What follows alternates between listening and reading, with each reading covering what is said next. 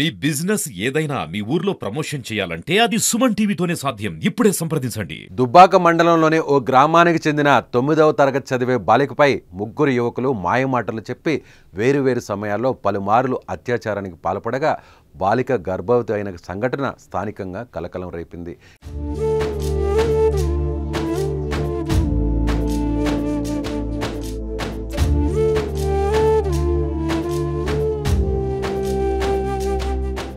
తొమ్మిదవ తరగతి చదివే బాలిక ఇటీవల అనారోగ్యానికి గురి కావడంతో ఆమె తల్లి సిద్దిపేట జిల్లా ప్రభుత్వ ఆసుపత్రికి తీసుకువెళ్లింది. అక్కడ బాలికను పరీక్షించిన వైద్యులు ఆమె గర్భవతి అని తేల్చారు. వెంటనే వైద్యులు సిద్దిపేట భరోసా కేంద్రానికి సమాచారం ఇవ్వడంతో భరోసా కేంద్రానికి చెందిన అధికారులు గర్భవతి అయిన బాలిక నుంచి పూర్తి వివరాలను సేకరించారు.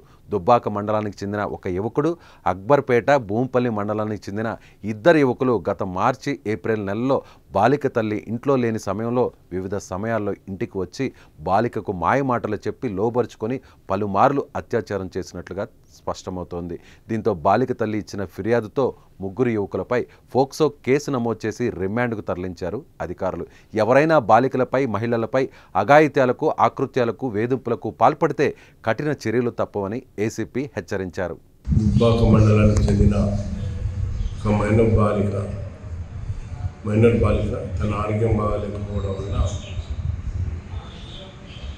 తన తల్లి సిద్దిపేట గవర్నమెంట్ హాస్పిటల్ తీసుకుని రాగా హాస్పిటల్లో డాక్టర్లు ఆమెను పరీక్షించి 5 నెలల గర్భవతిగా చెప్పడమైనది.